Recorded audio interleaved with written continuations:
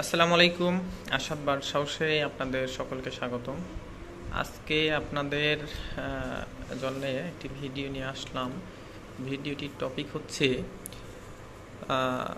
বাচ্চার, বিশেষ করে টিয়া পাখি বলেন, শানকুনোর, আলেকজান্ডার, কুনোর বা বাজরিকা, মানে যত প্রকার বাচ্চা আছে, পাখির জগতে বাচ্চা আছে, তাদের হ্যান্ড ফিডিং ফর্মুলা নিয়ে বলেন, আর তাদের বাচ্চার ক্রপ ইনফেকশন বলেন, এ বিষয় নিয়ে আজকে আলোচনা হবে বা আলোচনা করতে যাচ্ছি আপনাদের সাথে।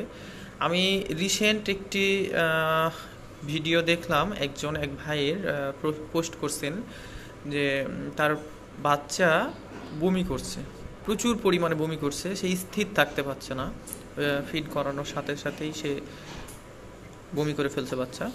কিন্তু এর প্রতিকার আছে আসলে। প্রতিকার নিয়ে একটু পরে কথা বলতেছি, প্রথমেই আগে কথা বলি তাদের ফিডিং নিয়ে বা খাবারের হজম থেকেই এটা হয়ে থাকে। আমরা যদি মার্কেট থেকে দুর্বল বা নর্মাল প্রকৃতির খাবার কিনে খাওয়াই তাহলে এই সমস্যাটা দেখা দেবে। মার্কেটে বা দোকানে দেখা যাচ্ছে হ্যান্ড ফিড পাওয়া যায়, বিভিন্ন রকম ব্র্যান্ডের নাম লেখা, কিন্তু আসলে মূলত সে খাবারগুলোতে সর্বনিম্ন মানের খাবার দিয়ে তৈরি করে, যেগুলোতে নিউট্রিয়েন্টস খুব কম থাকে, প্রোটিন কম থাকে, ভিটামিন ডি কম থাকে। আর অবশ্যই মনে রাখতে হবে, শুধু বাচ্চাকে খাওয়ালেই নয়, তাদের ভিটামিনের সম্বন্ধেও কিন্তু খেয়াল রাখতে হবে।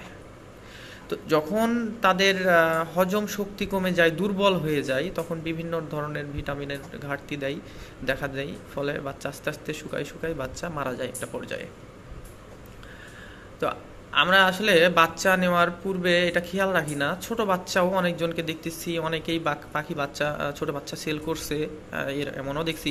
কিন্তু আসলে যারা বিক্রি করছে তাদের তো টাকার প্রয়োজন, এটি যেভাবেই হোক, এটি ছোট বাচ্চায় বিক্রি করে হোক আর বড় বাচ্চায় বিক্রি করে হোক, কিন্তু আসলে ভুক্তভোগী হচ্ছে যারা পাখির বাচ্চা কিনছে। এখন আমি দীর্ঘদিনের অভিজ্ঞতাতে বলি, বাচ্চা 20 দিনের নিচে বাচ্চা কেনা ঠিক নয়। আমারও কাছে পাখি আছে, আমার কাছেও বাচ্চা আছে, কিন্তু আমি মার্কেটে 20 দিনের নিচে কোনো প্রকার বাচ্চা আমি সেল করি নাই বা বাচ্চা নামাই নাই। কারণ যে আমি যে 20 দিনের নিচের বাচ্চাগুলো আমি আপনারা দিব, আপনি নিয়ে তো সার্ভাইভ করাতে পারবেন না, কারণ এদের ইমিউনিটি খুব কম।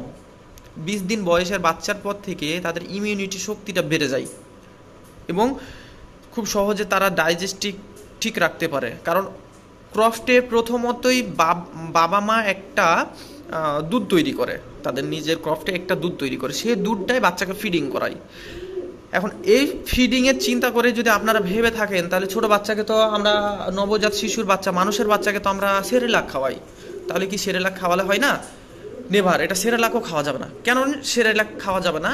সেরেলাকে থাকে দুধ, আর পক্ষীকুলের জন্যে দুধ নয়, দুধে থাকে ল্যাকটিক অ্যাসিড, আর ল্যাকটিক অ্যাসিড মারাত্মক বিপজ্জনক, বিশেষ করে পক্ষীকুলের জন্যে। যদি ল্যাকটিক অ্যাসিড হজম করার মতো পক্ষীকুলের শক্তি থাকতো, তাহলে আল্লাহ এদের স্তন দিয়ে দিত, পূর্বে এদের স্তন দিয়ে দিত, কিন্তু তা করে নাই আল্লাহ। তো আমাদের এইটা নলেজে রাখতে হবে যে বাচ্চাকে কখনোই দুধ জাতীয় খাবার দেব না। যেমন সেরেলাকের মধ্যে থাকে আবার দুধের মধ্যে আবার থাকে ল্যাকটিক অ্যাসিড, যেটা এরা হজম করতে পারবে না।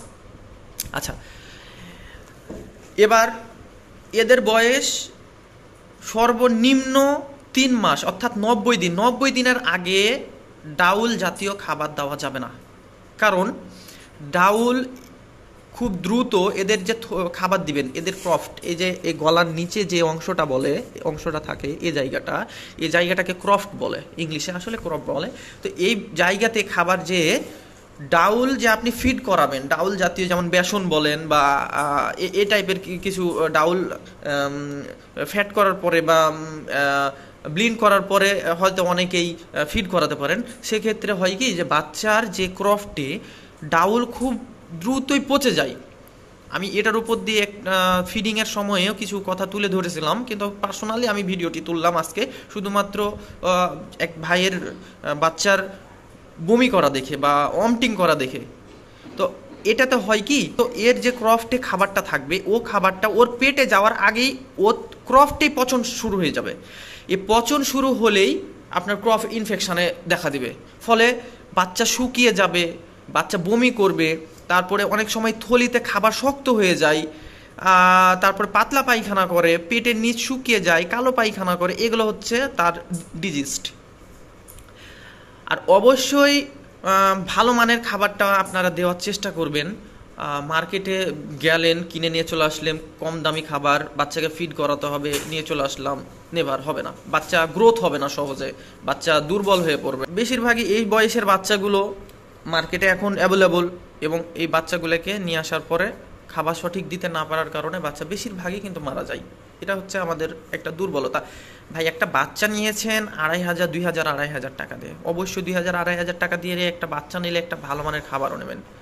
আর আমি সবসময় সাজেস্ট করি দোকান থেকে খাবার নিলে, বাইরে থেকে খাবার নিলে অবশ্যই নিউট্রিপার্ট A21টা ইউজ করবেন। শুধু আমি আসাদ বলে নয়, সারা বাংলাদেশে এবং সারা বিশ্বেই বাচ্চার জন্য ওটাই সাজেস্ট করে। এবং যদি কোনো খামারি থাকে বা কেউ থাকে যে হ্যাঁ সে দীর্ঘদিন থেকে পাখিকে ফিড করাচ্ছে, বা দেখা যাচ্ছে সে নিজে হোমমেড হ্যান্ড ফিড বানাচ্ছে, সেক্ষেত্রে তার থেকে কালেক্ট করতে পারেন। তার আগেও কিন্তু আপনাকে বিশ্বস্ত ব্যক্তিটির কাছ থেকে এটা কালেক্ট করতে হবে। বাচ্চাকে খাওয়ানোর সময় দেখা যাচ্ছে যে আমরা করি কি ভুলটা, যে এর ক্রফটে খাবার থাকা অবস্থায় আবার ফিড করাই। এখন নিউট্রিবার্ড A20 হোক না কেন, যদি ওর ক্রফটে খাবার থাকে এই অবস্থাতে ওকে আবার ফিড করাতে হবে না। যেমন আমি আমার বাচ্চাটাকেই দেখাই, এর থলিতে কিন্তু সামান্য পরিমাণ, এই যে দেখেন একবারে সামান্য, আমার 2 লোকের সামান্য একটু অংশ, আমি এখনও ওকে ফিড দিব না।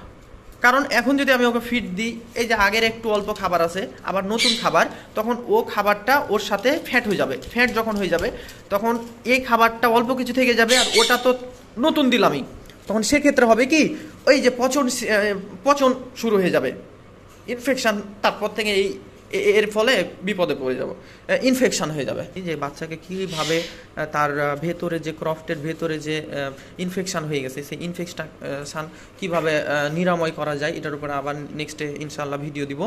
তা আমি আপনাদের এইটুকু ইনফরমেশান দিতে চাই যে অবশ্যই আপনারা বাচ্চা ভালো মানের খাবারটা ব্যবহার করুন, এবং ফিড করার নিয়মটা যথারীতি মেনে চলুন। আর খাবার গরম পানিতে সরাসরি খাবার ফিড দিয়ে ফ্যাট করে খাওয়াই দিলেন, এটাও করা যাবে না। এটা আমি আগের ভিডিওতেই কথাগুলো তুলে ধরছি, আবারও এখানে বলে দিলাম। যদি ওখানে সরাসরি আপনি গরম পানিতে ফিড তৈরি করে বাচ্চাকে দেন, তাহলে তো বাচ্চার যে ফিডিংয়ের যে ভিটামিনস থাকে, মিনারেলস থাকে, আপনার সূর্যের আলো বা ভিটামিন D3 থাকে, এটার যে প্রোটিন, এগুলো সব নষ্ট হয়ে যায়। অতএব বাচ্চাকে ঠান্ডা পানিতেই খাবার ফিডটা তৈরি করবেন, কিন্তু গরম পানি দিয়ে ওটা মিক্সড করতে হবে। আর বাচ্চার জন্য অবশ্যই এমন ধরনের ফিড ইউজ করেন যেন বাচ্চার ভিটামিন প্রয়োজন, মিনারেলস প্রয়োজন, ভিটামিন D3 অর্থাৎ সূর্যের আলো অবশ্যই প্রয়োজন। তাই বলে সরাসরি সূর্যের আলোয় যে নিয়ে রেখে দিবেন না, বাচ্চা স্টক করে মারা যাবে। তো ভালো থাকুন, আর ইনশাল্লাহ আমি নেক্সট ভিডিও কিভাবে ক্লিন করতে হয় বাচ্চাকে, বা তার ইনফেকশান থেকে, তার ডিজিজ থেকে কিভাবে তাকে নিরাময় করতে হয়, এটার উপরে একটা ভিডিও বানাবো। ভালো থাকবেন সবাই, আসসালামু আলাইকুম।